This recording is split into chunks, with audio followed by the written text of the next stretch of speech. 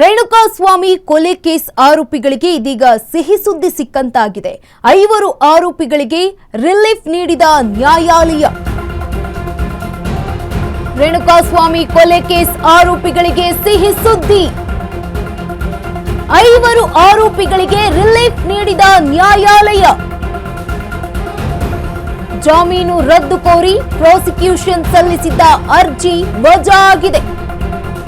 ಧನರಾಜು, ರಾಘವೇಂದ್ರ, ವಿನಯ್, ನಂದೀಶ್ ಜೊತೆಗೆ ಪವನ್ಗೆ ಈಗ ಜಾಮೀನು ಭಾಗ್ಯ ನೀಡಿರುವುದು ಸುಪ್ರೀಂ ಕೋರ್ಟ್.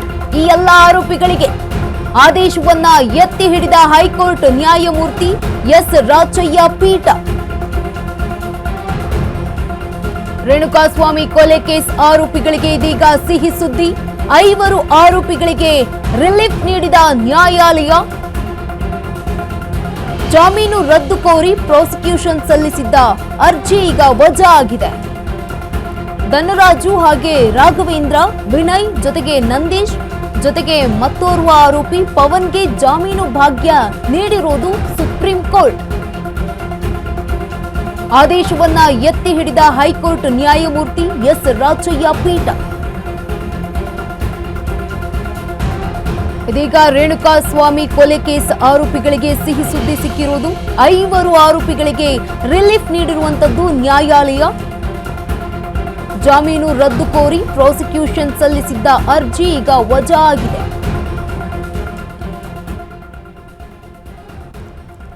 ರೇಣುಕಾಸ್ವಾಮಿ ಕೊಲೆ ಕೇಸ್ ಆರೋಪಿಗಳಿಗೆ ಇದೀಗ ಸಿಹಿ ಸುದ್ದಿ ಸಿಕ್ಕಿರುವಂತದ್ದು.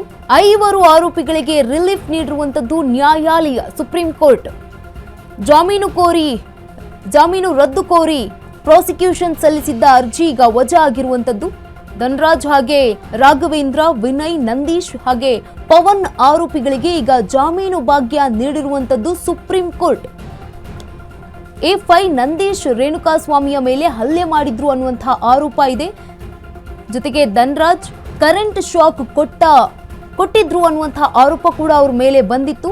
ವಿನಯ್ ಮೇಲೆ ಹಲ್ಲೆ ಮಾಡಿದ್ರು ಅನ್ನುವಂತಹ ಆರೋಪ, ರೇಣುಕಾಸ್ವಾಮಿಯ ಮೇಲೆ ಹಲ್ಲೆ ಮಾಡಿದ್ರು ಅನ್ನುವಂತಹ ಆರೋಪ ಬಂದಿತ್ತು. A4 ರಾಘವೇಂದ್ರ ರೇಣುಕಾಸ್ವಾಮಿ ಅವರನ್ನ ಕಿಡ್ನಾಪ್ ಮಾಡಿ ಕರೆದುಕೊಂಡು ಬಂದಿದ್ರು ಬೆಂಗಳೂರಿಗೆ ಅನ್ನುವಂತಹ ಆರೋಪ ಇವ್ರ ಮೇಲೆ ಇತ್ತು. ಈ ಎಲ್ಲ ಆರೋಪಗಳು ಈ ಒಂದು ಆರೋಪಿಗಳ ಮೇಲೆ ಇರುವಂತದ್ದು. ಇದೀಗ ರೇಣುಕಾಸ್ವಾಮಿ ಕೊಲೆ ಕೇಸ್ ಆರೋಪಿಗಳಿಗೆ ಸಿಹಿ ಸುದ್ದಿ ಸಿಕ್ಕಿರುವಂತದ್ದು. 5 ಆರೋಪಿಗಳಿಗೆ ಬಿಗ್ ರಿಲೀಫ್ ನೀಡಿರುವಂತದ್ದು ನ್ಯಾಯಾಲಯ. ಜಾಮೀನು ರದ್ದು ಕೋರಿ ಪ್ರಾಸಿಕ್ಯೂಷನ್ ಸಲ್ಲಿಸಿದ್ದಂತಹ ಅರ್ಜಿ ಈಗ ವಜಾ ಆಗಿದೆ. ಧನರಾಜ್ ಹಾಗೆ ರಾಘವೇಂದ್ರ, ವಿನಯ್ ಜೊತೆಗೆ ನಂದೀಶ್ ಜೊತೆಗೆ ಪವನ್ಗೆ ಸೇರಿದಂತೆ ಜಾಮೀನು ಭಾಗ್ಯ ನೀಡಿದಂತಹ ಸುಪ್ರೀಂ ಕೋರ್ಟ್.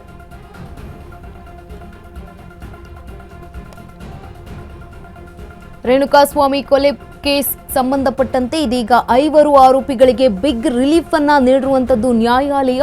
ಜಾಮೀನನ್ನ ರದ್ದು ಕೋರಿ ಈ ಒಂದು ಪ್ರಾಸಿಕ್ಯೂಷನ್ ಸಲ್ಲಿಸಿದ್ದಂತಹ ಅರ್ಜಿ ವಜಾ ಆಗಿದೆ. ಧನರಾಜ್ ಹಾಗೆ ರಾಘವೇಂದ್ರ, ವಿನಯ್, ನಂದೀಶ್, ಪವನ್ ಆರೋಪಿಗಳಿಗೆ ಇದೀಗ ಜಾಮೀನು ಸಿಕ್ಕಿರುವಂತದ್ದು. ಈ ಬಗ್ಗೆ ಹೆಚ್ಚಿನ ಮಾಹಿತಿಯನ್ನ ನೀಡಲಿದ್ದಾರೆ ನಮ್ಮ ಪ್ರತಿನಿಧಿ ಅರುಣ್. ಈಗ 5 ಆರೋಪಿಗಳಿಗೆ ಜಾಮೀನು ಸಿಕ್ಕಿರುವಂತದ್ದು, ಏನೆಲ್ಲ ಅಪ್ಡೇಟ್ ಇದೆ? ಗಂಗಾ, ಏನಂದ್ರೆ ರೇಣುಕಾಸ್ವಾಮಿ ಕೊಲೆ ಪ್ರಕರಣದಲ್ಲಿ ಏನು 5 ಆರೋಪಿಗಳ ಈ ಜಾಮೀನನ್ನ ರದ್ದು ಮಾಡಬೇಕು ಅಂತ ಹೇಳ್ಬಿಟ್ಟು ಪ್ರಾಸಿಕ್ಯೂಷನ್ ಒಂದು ಅರ್ಜಿಯನ್ನು ಹಾಕೊಂಡಿತ್ತು. ಅದರ ಅರ್ಜಿ ಪ್ರಾಸಿಕ್ಯೂಷನ್ ಹಾಕೊಂಡಿದ್ದಂತ ಅರ್ಜಿ ಇದೀಗ ವಜಾ ಆಗಿರುವಂತದ್ದು. ಮತ್ತೆ ಈಗ ಏನು 5 ಆರೋಪಿಗಳು ಏನು ದರ್ಶನ್ ಅವರು ಏನು ಜಾಮೀನಿನ ಮೇಲೆ ಬಿಡುಗಡೆ ಆಗಿದ್ರು, ಯಾವಾಗ ಕಳೆದ 2024 ಅಕ್ಟೋಬರ್ ನಲ್ಲಿ ಏನು ಬಿಡುಗಡೆ ಆಗಿದ್ರು, ಅವತ್ತೇ ಇವರು ಸಹ ಈ 5 ಆರೋಪಿಗಳು ಬಿಡುಗಡೆ ಆಗಿದ್ರು. ಅದಾದ ನಂತರ ಏನು ಇವರು ಜಾಮೀನಿನ ಮೇಲೆ ಹೊರಗಡೆ ಇದ್ರು. ಅಂದ್ರೆ ಈಗ ಇವತ್ತು ಜಾಮೀನು ಸಿಕ್ಕಿರೋದು ಅಂತದ್ದು ಅಲ್ಲ ಅವ್ರಿಗೆ. ಆದ್ರೆ ಇವರು ಏನು ಡಿಸೆಂಬರ್ 2024 ಇವರು ಜಾಮೀನಿನ ಮೇಲೆ ಹೊರಗಡೆ ಇದ್ರು.